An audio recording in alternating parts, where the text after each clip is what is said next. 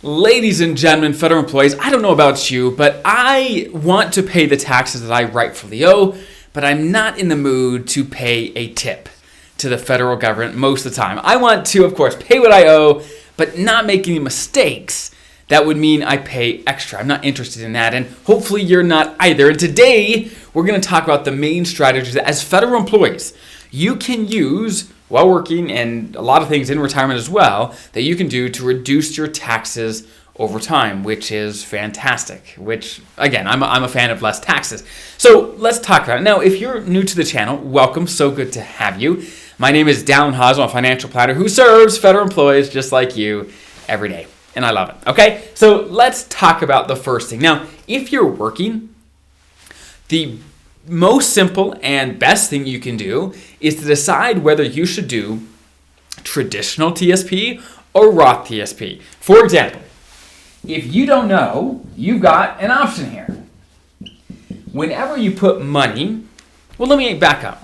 When you put money into the TSP, you've got an option to stick it into the traditional side or the Roth. If you stick it into the traditional, you get a tax deduction today, but when it comes out later, you pay taxes. Roth is the opposite. If you put it into the Roth, you don't get a tax today, but it can grow tax-free, then comes out completely tax-free later, assuming you follow all the rules.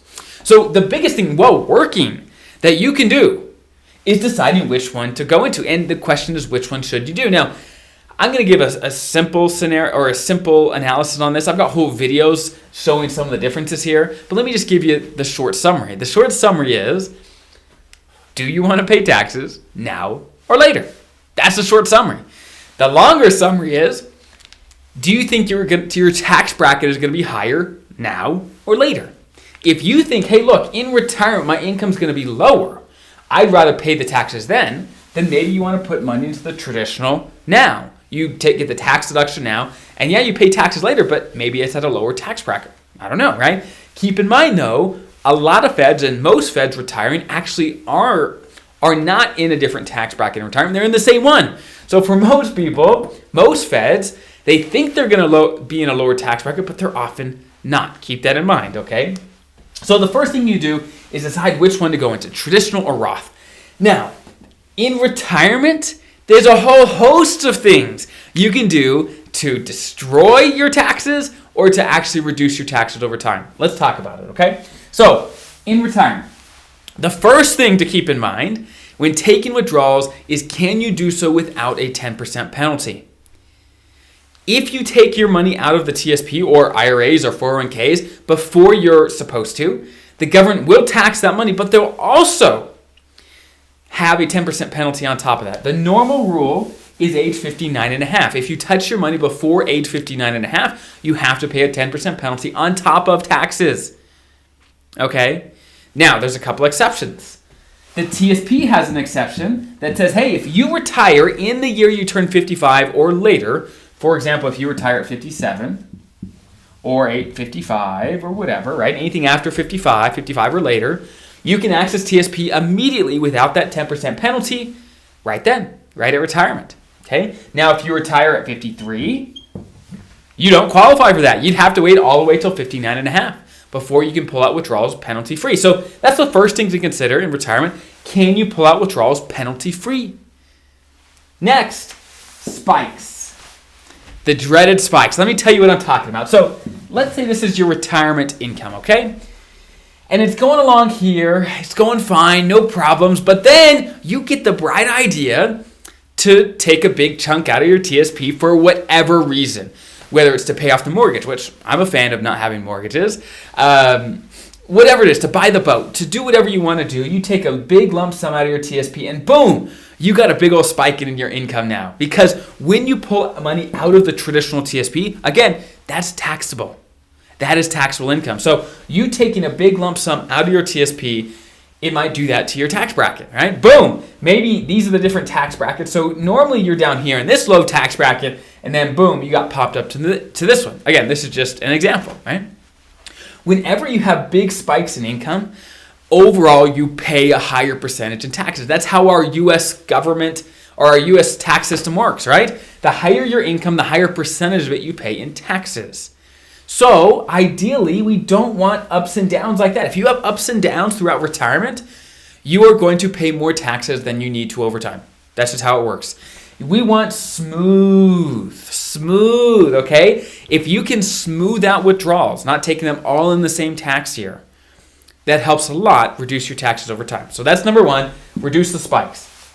Now, I'm actually going to jump to this one, Medicare. So Medicare doesn't kick in until you're age 65, okay? Age 65.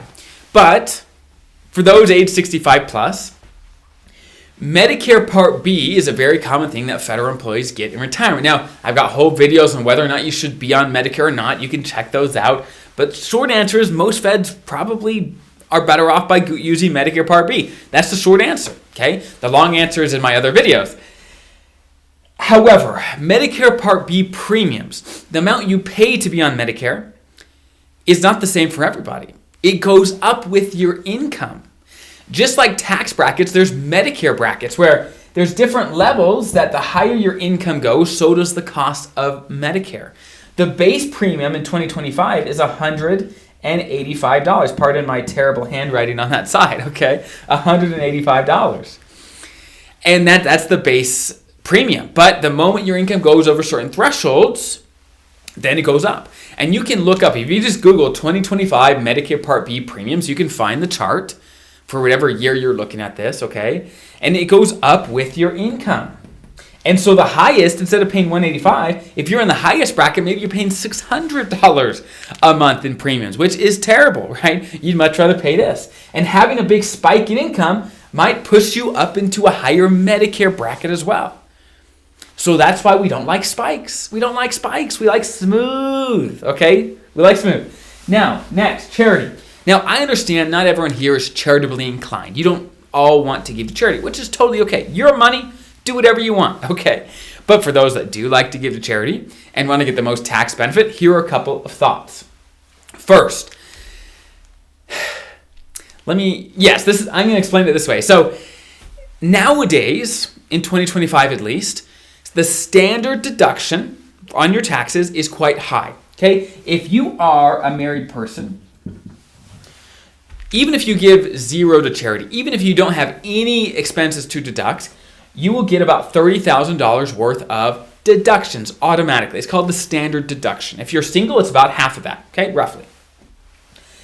And you will get that no matter what. And some people think, hey, if I give to charity, that's a tax deduction, right? The answer is for most people, it's not. Most people don't get any benefit, additional benefit at least, for giving to charity. Because the only time you get benefit for giving to charity is if your contributions and other itemizable deductions on your taxes are higher than your standard deduction of about $30,000 as a married couple, okay? So you'd have to give a lot to charity and have other itemizable deductions to push you over $30,000, then you would get some benefit for it, right? So let me give you an example. If you give $10,000 a year to charity, you probably get zero tax benefit. Zero, because you're probably just getting a standard deduction. However, what if instead of giving $10,000 every year, you gave $50,000 every 5 years? You're giving the same amount of charity over time, but in that 1 year you do 50, boom, that puts you way over the standard deduction and you get way more tax deductions over time. So I'm not going to dive into that super deep, but just keep in mind, if you give to charity, sometimes it makes sense to group up your contributions into single tax years and you actually get some extra tax benefit that way. So keep that in mind. I've got videos on that. You can check that out as well. Also, one more thing on charity. If you like to give to charity and you're close to RMDs, okay, and I guess my whiteboard is getting messy, so sorry about that. RMDs stands for required minimum distributions. It starts around age 73, 75, depending on when you were born. And this is when you are required to start pulling from TSP, traditional TSP. And long story short, there is a thing called QCD, okay? Another acronym, right? That's terrible. Terrible handwriting. QCD, okay? A QCD is simply when you take your RMD and you give it to charity. And if you give it to charity, it's as if that income never happened. The income disappears. You don't get taxed on it at all. Long story short, If you're charitably inclined, you like to give to charity, look up QCDs. It can be a fantastic way to save taxes over time to give to charity that you would support anyway. Okay, so check that out. Last but not least, where do you live? Where do you live? Which state are you in? Some states tax you in retirement. Some states don't tax you in retirement. So where you live can actually have a pretty big swing in how much taxes you pay. Texas doesn't have any income tax, and there's lots of other states just like that. And there's some states that have an income tax, but don't normally tax retirees. For example, Illinois, that is like that. For most retirement income, it doesn't tax it, even though it normally does tax wages, right? So look up what your state does, and if you have the ability to move, maybe that makes a difference, right? So keep that in mind. I know this is a lot, and I could talk about taxes all day long. There's a lot to consider, but these are some of the core things you can think about as a federal employee to try to reduce your taxes while working and in retirement. So I hope that's helpful, and I'll see you guys in the next video.